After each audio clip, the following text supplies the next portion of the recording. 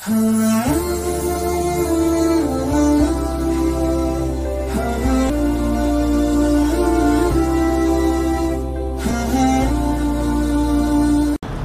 بالله من الشيطان الرجيم بسم الله الرحمن الرحيم والصلاة والسلام على سيدنا محمد النبي الأمي وعلى آله وأصحابه ومن تبعهم بإحسان إلى يوم الدين. أما بعد, assalamu alaikum wa rahmatullahi ta'ala wa barakatuh, chers frères et sœurs de la foi en Dieu unique.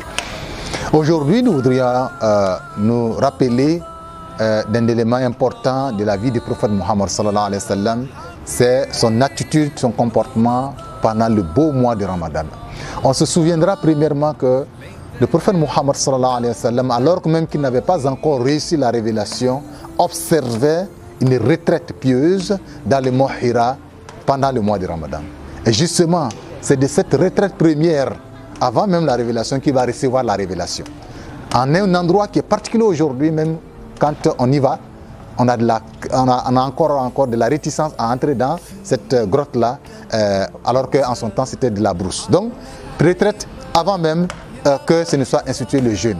Après la révélation, chaque mois de Ramadan, Jibril venait lui faire réciter, remémorer l'ensemble donc de la partie ou des parties du Coran qui lui avaient été déjà révélées. Donc le Coran que le prophète sallallahu alayhi wa sallam magnifiait pendant ce mois de Ramadan. Et bien entendu, quand le jeûne a été prescrit à la deuxième année de l'Hégire, alors il observait le jeûne comme naturellement tout le monde le fait, mais avec beaucoup plus de profondeur. Et puis avec cette grande générosité qu'il avait. On nous rappelle que le prophète sallallahu alayhi wa sallam d'ordinaire était généreux, sinon très généreux, et que particulièrement pendant le mois de Ramadan, sa générosité était comparable à la brise de vent ou d'air qui peut toucher tout le monde. Donc il était très généreux, et c'est pourquoi effectivement il convient de le suivre dans ses manières de faire. Et puis cette retraite, pendant les 10 derniers jours donc, ou 10 dernières nuits de Ramadan, qu'il observait régulièrement. Depuis l'avènement du mois de Ramadan, chaque mois donc, disons chaque les 10 derniers jours de Ramadan, il observait la retraite pieuse dans la mosquée. Et cela, c'est une des pratiques qu'il faisait de façon régulière.